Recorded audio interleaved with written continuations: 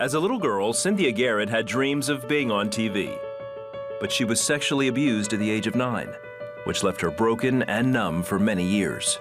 In her book, Prodigal Daughter, Cynthia shares how she experienced true freedom from her past and how God opened doors for her career in television. Super excited.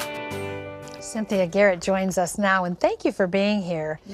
Your book is called Prodigal Daughter, and you know, we're going to get to that part, but one of the things that really lent your life to that direction was something that happened to you as a child. You were molested multiple times, repeatedly. How did that impact you, and how did you cope with it as a child?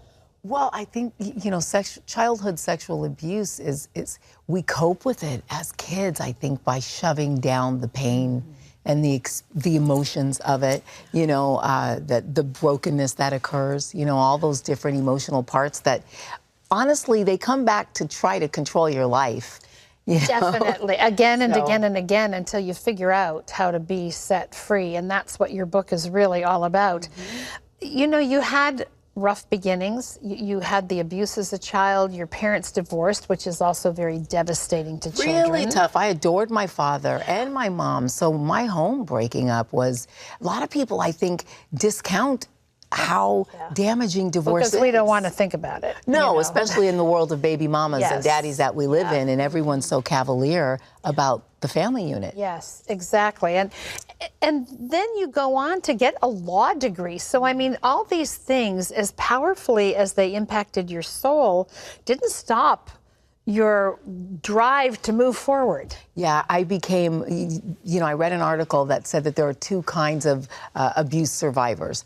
They become different personality types. I became one of those classic types, classic overachiever, driven for success.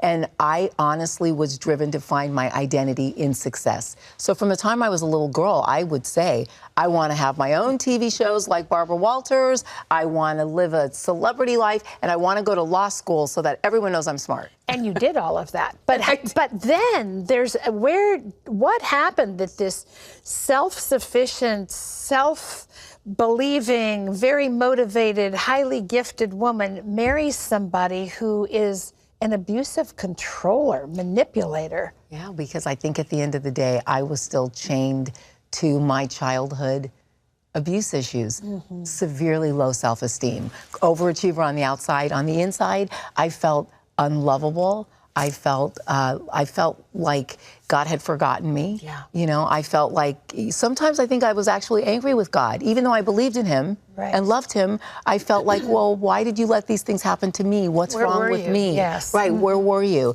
So I think on a lot of levels, I was so driven to be successful, to prove that I was worth something, because on the inside, I just didn't have any real ability to understand my own identity, and it was really lost. It was such a, Prodigal Daughter was such an eye-opener and a reminder, I guess, more than an eye-opener to me, to not ever judge a book by its cover, because if you had seen you, as an outsider, if I had looked at you at that time in my life, I never would have known this was all going on inside of you. You know what, Terry, it's amazing you said that. I just literally said to someone earlier, I said, I have learned in my journey never to look at someone whose life looks like a mess and judge them, because I know that there are people who looked at me 15 years ago on television, on red carpets, dressed probably completely inappropriately, and, you know, saying I was a Christian, but living a totally unsurrendered Christian life.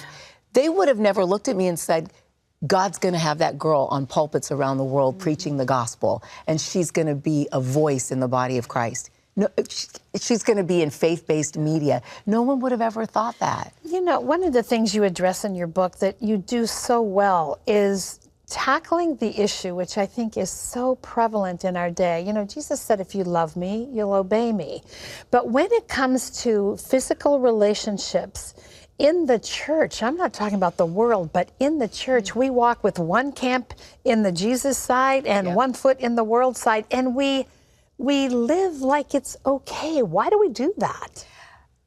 I think at the end of the day, we, especially in the Western church, Yes. we still want to be our own gods. We're still allowing our flesh to be satisfied first, and we don't understand what it means to be servants, because nobody wants to be a servant.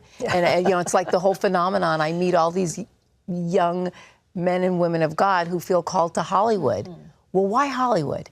Yeah. Who's called to the homeless people? Yeah. You know, Yes. Yeah. Who's called to the poor? Yes. Who's, you know, it's just, we're sort of obsessed. You know, we've got a celebrity spirit that's actually a part of the church. Yeah, just enough Jesus to stay out of hell, but not enough to change our lives. Right. Wow. And then we get mad at him when he doesn't answer our prayers. Well, how do we walk in abundance if we don't change our lives abundantly? And Letting him do that is really what your book is all about. It's your journey from woundedness and independence and guardedness and self-sufficiency to daughter of the King. And that's quite a process, as we all know. What would your message today for those who are with us to prodigals be? oh my God, Isaiah 61, only Jesus can bind up the brokenhearted and set the captives free. And that captivity is often our own emotional captivity to the issues that haunt us, our fear issues, our sadness, our depression, you know, our fear of rejection and abandonment. Those are the issues that control us, that we need freedom from. And he's so tender and so merciful. You can learn more about Cynthia's life and career in her memoir. It's called Prodigal Daughter. It's in stores nationwide, and it'll speak to your life if you're struggling with some of these issues. Thank you for being with us. Great to have you here God today. bless you. You too. And thank you for being with us. We hope you'll join us again next time on 700 Club Interactive. God bless you.